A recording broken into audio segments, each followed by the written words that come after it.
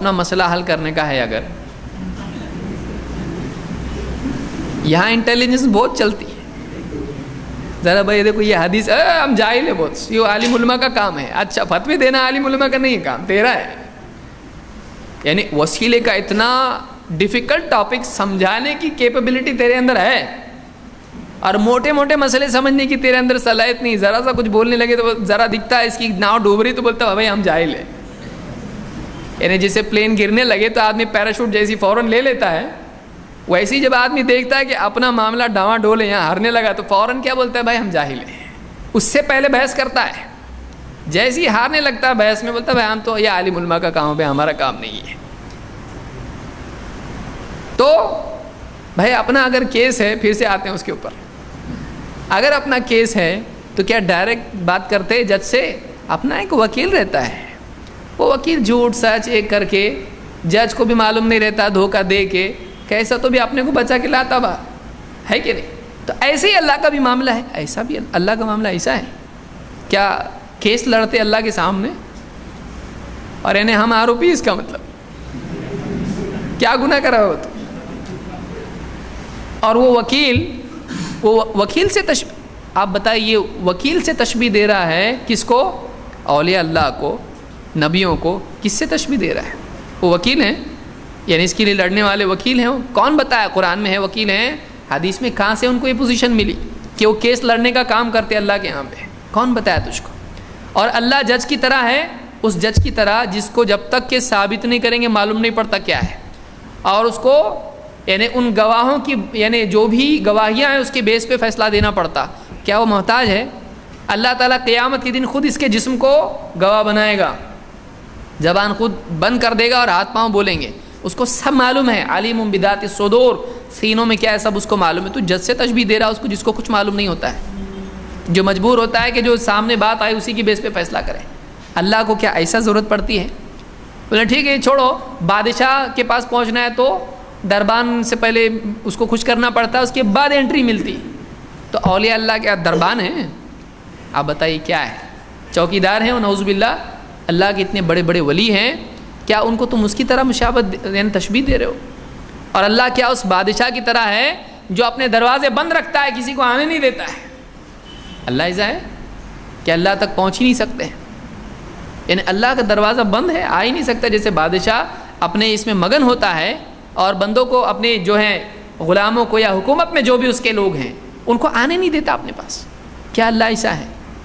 کیا اللہ تعالیٰ نے نہیں فرمایا وَإِذَا سَأَلَكَ عِبَادِي عَنِّي فَإِنِّي قَرِيبٌ أُجِيبُ دَعْوَةَ الدَّاعِ إِذَا دَعَانِ، کہ میرے بندے اے نبی آپ سے میرے بارے میں پوچھتے ہیں، آپ ان سے کہیں فَإِنِّي قَرِيبٌ، میں تو قریب ہوں، میں تو قریب ہوں.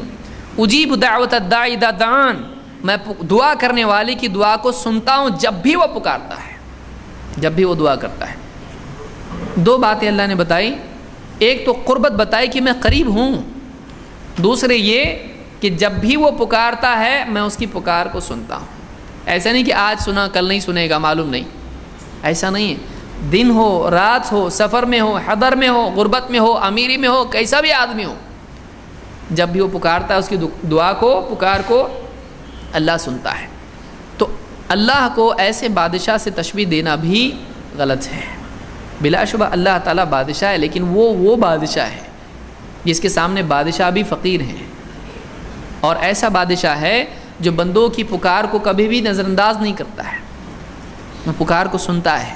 اس کو دنیا کے بادشاہوں کی طرح تشبیہ دے کے اور اولیاء کو چوکیدار کی تشبیہ دے کے آپ کرنا کیا چاہ رہے ہیں؟ تو یہ دل سے اس طرح کے مسائل دینی حل کرنا، یہ مسائل حل نہیں کرتے ہیں، مسائل بڑھاتے ہیں. یہ کنفیوژن اور بڑھتا ہے، اس سے بے حرمتی ہوتی ہے اللہ کی بھی اور اولیاء کی بھی.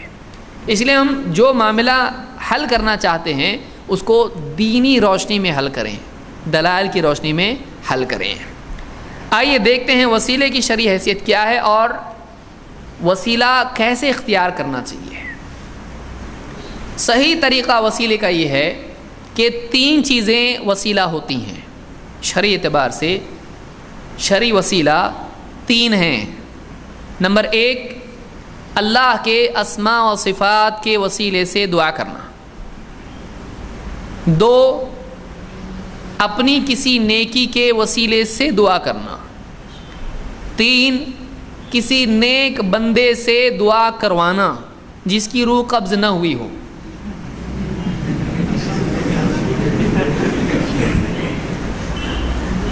اس لیے کہ اگر میں کہوں گا جس کی جو وفات نہ پایا ہو تو بولتے ہیں وہ زندہ ہے قبروں میں. تو یہی ہم بول رہے ہیں کہ جس کی روح، کیونکہ روح قبض ہونے کے بعد کسی سے ایسا کرانا ہمارے یہاں کہیں بھی ثابت نہیں ہے، چاہے وہ شہید ہو یا شہید نہ ہو، چاہے وہ اللہ کے یہاں زندہ ہو، لیکن وفات ہونے کے بعد میں سلف سے نہیں ملتا ہے کہ وہ جا کے کسی سے دعا کرواتے تھے. آئیے ہم دیکھتے ہیں اس سلسلے میں کیا کیا چیزیں ثابت ہیں. قرآن کریم میں اللہ تعالیٰ نے فرمایا وَلِلَّهِ الْأَسْمَاءُ الْحُسْنَى فَادْعُوهُ بِهَا. یہ پہلا وسیلہ ہے، اللہ کے ناموں کے وسیلے سے دعا کرنا. وَلِلَّهِ الْأَسْمَاءُ الْحُسْنَى فَادْعُوهُ بِهَا. اللہ کے اور اللہ کے بہت سے اچھے اچھے نام ہیں، کئی نام ہیں جو سب کے سب اچھے ہیں. اللہ کے نام ہیں، بناؤ مت، اللہ کے نام آلریڈی ہیں. وَلِلَّهِ الْأَسْمَاءُ الْحُسْنَى فَادْعُوهُ بِهَا. تو تم اللہ کو ان ناموں سے، انہی ناموں سے پکارو. معلوم ہوا اللہ کو پکارنا انہی ناموں سے پکارو. اللہ نے کہا جیسے اللہ رحمان، رحیم، الوہاب، اس طرح کے بہت سارے نام اللہ کے ہیں. تو تم اللہ کو ان ناموں سے پکارو. فَادْعُوهُ بِهَا. تم اللہ کے ان ناموں سے اللہ سے دعا کرو. ان ناموں سے پکارو گے تمہاری دعا کی قبولیت کے لیے یہ وسیلہ بنیں گے. فَادْعُوهُ بِهَا. تم انہی ناموں سے اللہ کو پکارو. یہ سورۃ الاعراف کی آیت نمبر 180 ہے. اللہ کے نبی صلی اللہ علیہ وسلم خود ایسا کرتے تھے. مسند احمد اور طبرانی الکبیر اور ابو یعلا ابن حبان اور حاکم کی روایت میں ہے اللہ کے نبی صلی اللہ علیہ وسلم نے اللہ سے دعا مانگی تو کیسے مانگی؟ آپ نے دعا میں کہا اسألک بکل اسم ھو لک. اے اللہ میں تیرے ہر اس نام سے تجھ سے دعا کرتا ہوں، ہر اس نام کے وسیلے سے تجھ سے دعا کرتا ہوں جو تیرا نام ہے. ھو لک سمیت بہ نفسک او انزلتہ فی کتابک. جس کو تو نے خود اختیار کیا ہے، تو نے اپنے لیے اپنا نام دیا ہے، تو نے اپنے آپ کو، اللہ کی مرضی، اللہ اپنے آپ کو جو چاہے نام دے. سمیت بہ نفسک، جو تو نے خود اپنے آپ کو دیا ہے. او انزلتہ فی کتابک، یا ایسا نام جو تو نے اپنی کتاب میں نازل کیا ہے. او علمتہ احدا من خلقک، یا اپنی مخلوق میں سے، اپنے بندوں میں سے تو نے کسی کو وہ نام سکھایا ہے. او استأثرت بہ فی علم الغیب عندک، یا اپنے علم غیب میں تو نے وہ نام چھپا رکھا ہے، کسی کو نہیں بتایا ہے. سکھائے گا تو کس کو سکھائے گا؟ اللہ اپنے نبیوں کو. اور ان کو بھی نہیں سکھا کہ اپنے پاس چھپا کے رکھا ہے علم غیب میں. ایسے بھی نام ہیں جن کو ہم نہیں جانتے، تو نے اپنے علم غیب میں ان کو چھپائے رکھا ہے. تو میں ان تمام ناموں کے وسیلے سے تجھ سے دعا کرتا ہوں. یہ کس کا طریقہ ہے؟ اللہ کے نبی صلی اللہ علیہ وسلم کا. یہ صحیح روایت ہے. تو اس حدیث سے معلوم ہوا اور اس آیت سے معلوم ہوا کہ اللہ کے ناموں سے اللہ سے دعا کرنا خود اسلام میں ہے، اور اللہ کے ناموں سے اللہ کو پکار کے دعا کرنا یہ کیا ہے؟ یہ خود ایک وسیلہ ہے. تو اللہ کے نام دعا کے لیے ایک وسیلہ ہیں. ان ناموں سے پکارنا بندے کا عمل ہے اور یہ اس کے لیے ایک وسیلہ بن جاتا ہے دعا کی قبولیت کا. در مختار میں لکھا ہوا ہے، در مختار حنفی مذہب کی کتاب ہے. وفی التتار خانیہ معزیا للمنتقى. تتار خانیہ فتاوی تتار خانیہ حنفیوں کی کتاب ہے جس میں فتوے ہیں. اب نام آپ کو پسند آئے نہ آئے، تتار خانیہ ایک نام ہے کتاب کا. معزیا للمنتقى، منتقى کے حوالے سے بات اس میں ہے. عن ابی یوسف عن ابی حنیفہ، امام ابو یوسف سے روایت ہے اور انہوں نے امام ابو حنیفہ سے روایت نقل کی، ان کا قول نقل کیا ہے. کہتے ہیں لا ينبغي لأحد ان يدعو اللہ الا به. کسی کے لیے مناسب نہیں ہے کہ اللہ کو اللہ کے سوا کسی اور ذریعے سے پکارے. اللہ سے اللہ کے سوا کسی اور ذریعے سے مانگے. کس کا فتویٰ ہے؟ یہ امام ابو حنیفہ کا فتویٰ ہے. اس پہ بہت لیدے ہوئی ہے، بعد میں بہت سارے لوگوں نے اس کے بہت سارے معنی بیان کرنے کی کوشش کی ہے، لیکن ابن عابدین نے آخر میں یہی کہا کہ نہیں، جو بات ہے وہ یہی ہے.